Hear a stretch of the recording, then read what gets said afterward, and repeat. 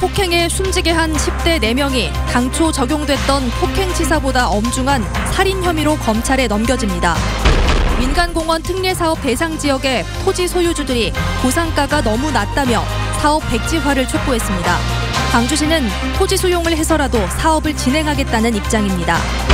목포 부동산 투기 의혹을 수사해온 검찰이 손혜원 의원을 불구속 기소하자 보안 자료를 유출한 것으로 지목된 목포시는 납득하기 어렵다는 반응입니다. 소방차 전용 구역에 주차를 하면 100만 원의 과태료를 부과하는 법이 제정됐지만 현장에선 아무런 소용이 없습니다. 여러분 안녕하십니까? 광주 MBC 뉴스데스크입니다. 광주의 한 원룸에서 또래를 2시간 동안 폭행해서 숨지게 한 10대 4명에게 경찰이 기존의 폭행치사 혐의보다 엄중한 살인 혐의를 적용하기로 했습니다. 이들은 피해자를 두 달 동안 매일같이 폭행하면서 물고문까지 하고 맞은 모습을 랩으로 지어 부르며 조롱한 것으로 드러났습니다. 우종훈 기자가 취재했습니다.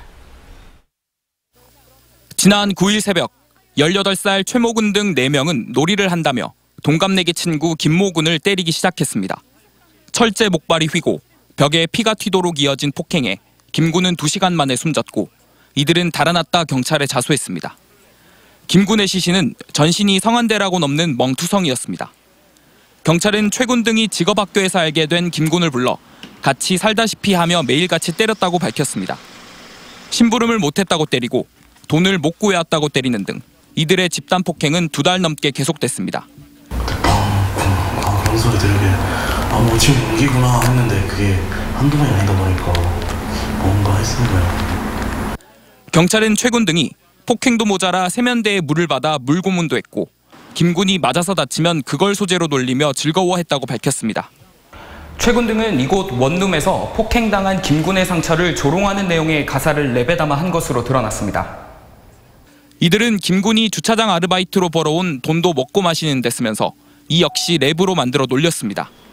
경찰은 이들에게 애초 적용하려던 폭행치사 혐의보다 엄중한 살인 혐의를 적용해 검찰에 송치하기로 했습니다. 휴대전화에 대해서 디지털 포렌식에서 거기서 나온 사진, 동영상, 각 공범들의 진술, 그걸로 해서 계속적인 폭행에 의해서 사망했던 걸로 판단돼서 저희들이 살인죄를 의의를 했습니다. 최군 일행 중 3명은 만 18살이 넘지 않지만 선고를 받을 쯤에는 모두 18살을 넘겨 형량이 줄어드는 소년법의 적용은 받지 않을 것으로 알려졌습니다. MBC 뉴스 우종훈입니다. 민간공원 특례사업 대상 지역의 토지 소유주들이 보상가가 터무니없다며 사업 백지화를 촉구하고 있습니다. 광주시는 소유주들이 토지를 팔지 않을 경우 수용 절차를 밟아서라도 계획대로 사업을 진행하겠다는 입장인데요. 이 소유주들은 행정소송도 고려하고 있습니다. 송정근 기자입니다. 민간공원 특례사업 대상 지역의 토지 소유주들이 광주시가 추진 중인 특례사업 철회를 촉구하고 나섰습니다. 건설사만 배불리는 특례사업 철회하라! 철회하라! 토지 소유주들은 45년 동안 개인재산권을 강제로 박탈하고 보상조차도 제대로 해주지 않는다며 반대 입장을 분명히 했습니다. 재산권 행사를 거의 못했어요. 땅에다가 또 하다못해 컨테이너 하나 놓기도 힘들고 또 일반 매매하기도 공물이다니까 사람들이 매매도 쉽지도 않고 어떤 개발행위 전혀 할 수 없었었는데 광주시는 토지보상가와 관련해 아직 정해진 바가 없다고 말합니다. 현재는 우선 협상 대상자인 건설사가 공원을 어떻게 만들 것인지 제안을 받는 단계라며 이번 달까지 이 절차를 마무리한다는 방침입니다. 이 단계가 끝나면 늦어도 10월까지 우선 협상 대상자를 사업 시행자로 지정하고 본격적인 토지 감정에 들어갈 계획입니다.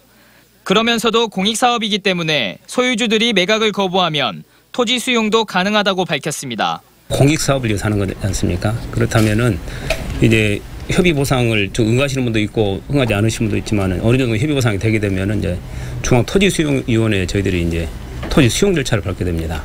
도시공원 일몰제로 내년 6월 30일이면 해당 지역의 공원 지정이 해제될 예정인 가운데 광주시는 그때까지 실시 계획인가를 고시해 계획대로 사업을 진행한다는 입장입니다. 반면 주민들은 광주시가 사업을 강행하면 행정소송도 불사하겠다는 입장이어서 사업 진행 과정에서 넘어야 할 사안이 많을 것으로 보입니다. MBC 뉴스 송정근입니다. 목포 근대역사공간 부동산 투기 의혹을 수사해온 검찰이 손혜원 의원을 불구속 기소했습니다.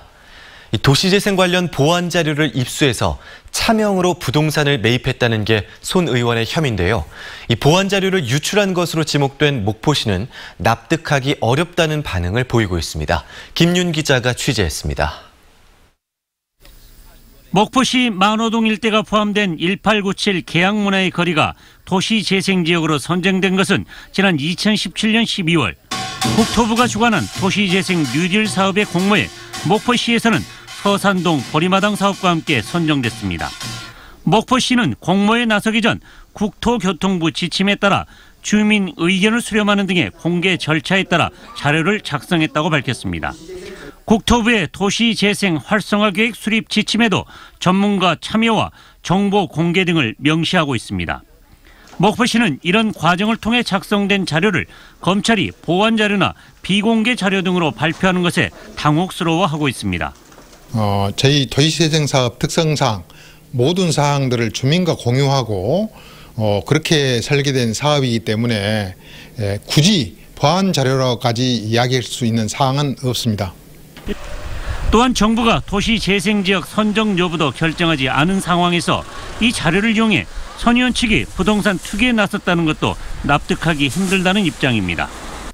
목포시 만호동 지역이 포함된 1897 계양문화의 거리 도시재생 사업은 선정된 뒤에도 주민공청회와 지방의회 의견 수렴, 국토부 타당성 평가, 국무총리 산하 도시재생위원회 심의를 거쳐 올해 4월에야 활성화 계획이 고시됐습니다.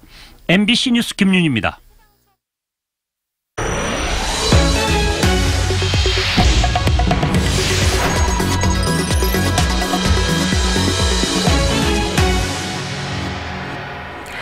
올해 초 소방차 전용구역에 주차를 하면 100만 원의 과태료를 부과하는 법안이 통과됐는데요. 법안이 통과된 지 6개월이 지났지만 여전히 이를 무시하고 소방차 전용구역에 주차를 해도 막을 방법이 없다고 합니다.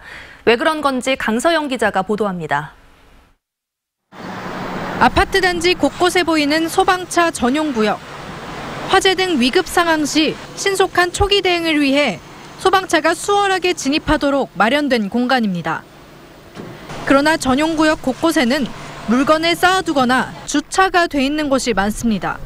저희 소방차가 대형 차량이다 보니까 불법 주정차된 그 차량으로 인해서 곧바로 진입을 못하고 차량이 빠지는 동안 기다리는 경우가 있기 때문에 귀가 시간 이후 상황은 더 심각해집니다.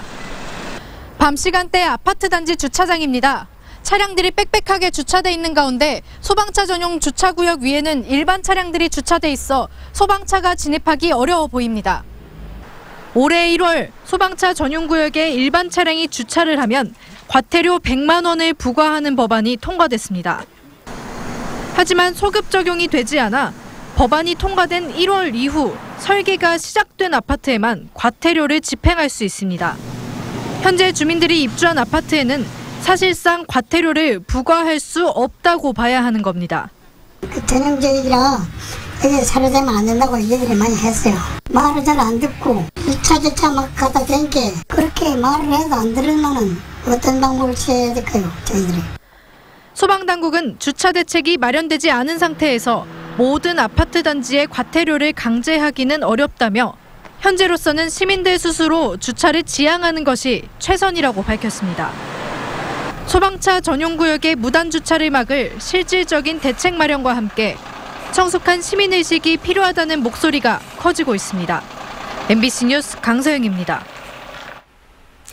최근 산업계의 화두는 단연 스마트 공장입니다. IT 기술을 생산 설비와 연결시켜 실시간으로 생산 공정을 조정할 수 있는 시스템을 말하는데요. 광주와 전남 지역은 아직까지 도입이 저조하다고 합니다. 보도에 이재원 기자입니다. 자동차 내외장재를 생산하는 한 업체입니다. 대형 로봇들이 쉴 새 없이 부품을 생산해내고 각각의 생산 공정은 입구에 설치된 대형 모니터에 실시간으로 입력됩니다. 모니터에는 하루 목표치와 현재의 생산량, 그리고 분량률까지 한눈에 알아볼 수 있게 표시됩니다. 아직은 각 생산 단계의 실적만 자동으로 통보되는 기초 단계의 스마트 공장 시스템이지만 생산성은 15% 이상 향상됐고 불량률도 현격히 줄었습니다. 감소가 우려됐던 고용은 오히려 늘었습니다. 스마트 팩토리가 어떻게 보면 우리 중소기업, 어떤 기업들에 대한 경쟁력을 강화시키는 그런 제도가 아니겠냐 싶어. 실제로 스마트 공장을 구축한 전국의 1,300여 개 중소기업에서 평균 2.2명꼴로 고용이 증가했습니다. 스마트 시스템을 관리하는 업무가 새롭게 생겨났기 때문입니다. 스마트 공장을 도입하는 기업에도 그 인력이 더 늘어나고 스마트 공장을 만드는 그런 공급 기업 쪽에 그런 그 일자리가 많이 창출된다고 볼 수 있겠습니다. 하지만 광주와 전남 지역의 스마트 공장 도입 실적은 아직까지 저조합니다. 스마트 공장을 도입한 기업 7,900여 곳 가운데 광주와 전남 지역의 비중은 한 자릿수에 불과합니다. 또 빅데이터를 기반으로 AI가 생산 물량을 조절하는 진정한 의미의 스마트 공장은 아직까지 한 곳도 없습니다. 기업들이 사전 구축하기 전에 충분하게 이런 부분을 컨설팅을 해주고 어떤 전략과 어떤 로드맵으로 이런 걸 투자를 해야 합니다라고 이렇게 계속적으로 조언을 해주고 저희 관리해주는 그런 역할을 해줍니다. 생산 현장의 패러다임을 바꾸고 있는 스마트 공장. 지역 산업의 경쟁력을 높이기 위해서는 기업은 물론 자치단체의 적극적인 노력이 필요합니다. MBC 뉴스 이재원입니다. 광주 학교 비정규직 노조가 임금차별 해소 등 처우 개선을 요구하며 총파업을 예고했습니다. 급여 10,000원, 20,000원 올리려는 투쟁이 아닙니다. 봉건 제도 아닌 이 시대에 엄연히 존재하는 정규직, 비정규직의 계급사회의 서름을 다음 세대에는 물려주지 않겠다는 엄마들의 각오이고 결심입니다.